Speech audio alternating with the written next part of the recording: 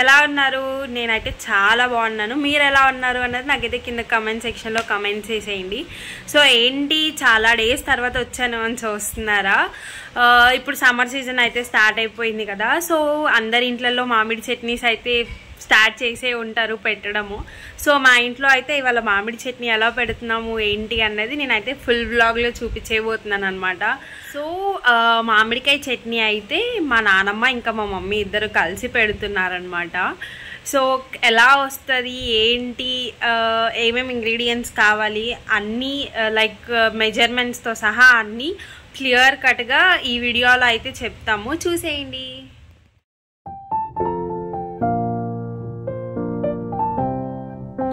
మామిడికాయ పచ్చడి మా అత్తగారి చేతి మించని నడుస్తుంది. 10 మామిడికాయలు మా హస్బెండ్ వాళ్ళ ఫ్రెండ్ ఇచ్చిండు.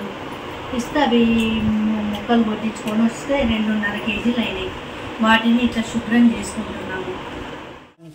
పెద్దది ఒకటి బౌల్ పెట్టి అందులో 2.5 కేజీల మామిడికాయ ముక్కలు అయినాయి కనుక దాదాపు 3/4 కేజీ అంత ఆయిల్ పోసినాము. నూనె మంచిగా మసిలినాక స్టవ్ బంద్ చేసినాక కొంచెము గోరువెచ్చగా అయ్యేంత వరకు చల్లారని ఇవ్వాలి. ఎల్లిపాయలు, జీలకర్ర, కొంచెం ఆవాలు, జీలకర్ర మెంతుల పొడి, ఆవపిండి, ఉప్పు, కారము, కొంచెం లైట్గా పసుపు.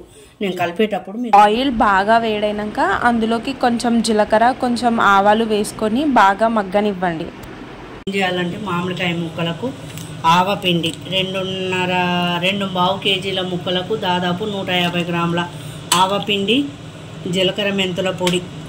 మేమైతే around 250 to 270 grams of salt తీసుకున్నాము. అలాగే దాంతోపాటు 1 టేబుల్ స్పూన్ పసుపు అయితే వేసుకున్నాము. వేసి కలిపి ఒక 15 నిమిషాలు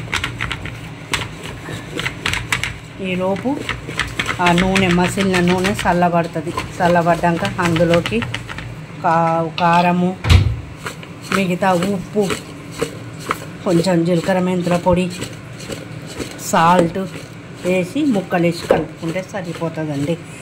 మేము చేసే విధానం ఇది. మరి అందరు ఏ విధంగా చేసుకుంటారో మాకు తెలియదండి. చల్లారిన నూనెలోకి మనమైతే లైట్గా ఇంగువ వేసుకుందాము. ఇంగువ ఏంటి అని అంటే మంచి టేస్ట్ ఇస్తుంది, అలానే మంచి స్మెల్ని కూడా ఇస్తుంది అనమాట. సో దాంతోపాటు మేమైతే 100 గ్రామ్స్ అల్లం వెల్లుల్లి పేస్ట్ అయితే వేసుకున్నాము. అల్లం వెల్లుల్లి పేస్ట్ ఏంటి అని అంటే ఆయిల్ స్మెల్ అనేది రాకుండా ఉంటుంది. గోరువెచ్చగా అయినాక ఇందులోకి ఉప్పు, కారము